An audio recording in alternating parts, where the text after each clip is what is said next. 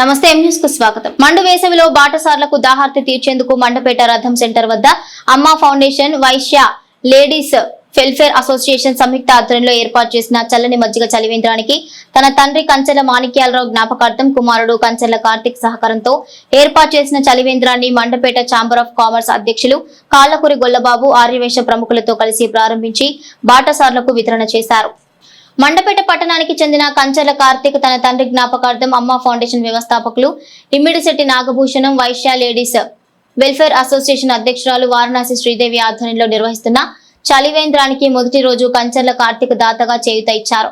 మండపేట రథం సెంటర్ లో ఏర్పాటు చేసిన ఈ మజ్జిగ చలివేంద్రాన్ని మండపేట ఛాంబర్ ఆఫ్ కామర్స్ అధ్యక్షులు కాళ్లకూరి గొల్లబాబు, వైశ్య యూత్ అధ్యక్షులు నూలు సూర్యనారాయణమూర్తి, ఆర్యవైశ్య సంఘ సెక్రటరీ చెన్నా సుబ్రహ్మణ్యం, పట్టణ ప్రముఖులు కంచెల శ్రీనివాసరావు, కంచెల కార్తిక్, సంకా బాబ్జీ మాస్టర్, కురపాటి ప్రసాద్, చెన్నా వీరపండు, కంచెల ప్రసాద్, నాలం కిట్టు, కుసుమంచి రమేష్, గ్రంథి శేషగిరి, పెందుర్తి ప్రదీప్, మందపల్లి శ్రీనివాస్ తదితరులతో కలిసి గొల్లబాబు ప్రారంభించి బాటసార్లకు, వాహనదారులకు చల్లని మజ్జిగతో పాటు పులిహోర పొట్లాలు కూడా అందజేశారు.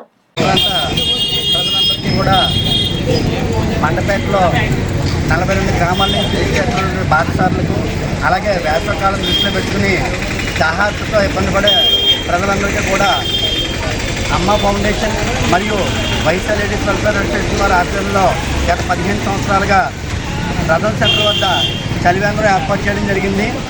మరి మా ఈ అమ్మా ఫౌండేషన్ వారి అధ్యక్షులైనటువంటి శ్రీ కాళ్లకూరి గొల్లబాబు గారి ఆధ్వర్యంలో ఈ కార్యక్రమం ప్రతి సంవత్సరం నిర్వహిస్తున్నాము.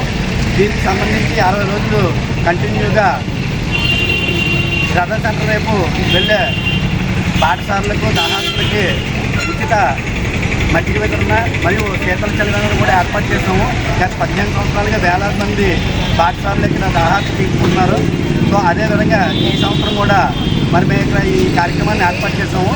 ఇదంతా కూడా దాతల సహకారంతో, వారి యొక్క సహాయ సహకారాలతో మేము ఈ కార్యక్రమం చేస్తాం. కనుక ఈరోజు నుంచి ప్రారంభిస్తున్నటువంటి ఈ చలివేంద్రాన్ని అందరూ సక్సెస్ చేయాలని, అలాగే ఎవరైతే దాతలు ఉన్నారో వాళ్ళందరూ కూడా సహకారంతో ఈ కార్యక్రమం చేస్తాం. కనుక వారందరికీ కూడా ప్రత్యేక ధన్యవాదాలు తెలియజేస్తున్నాం. Thank you.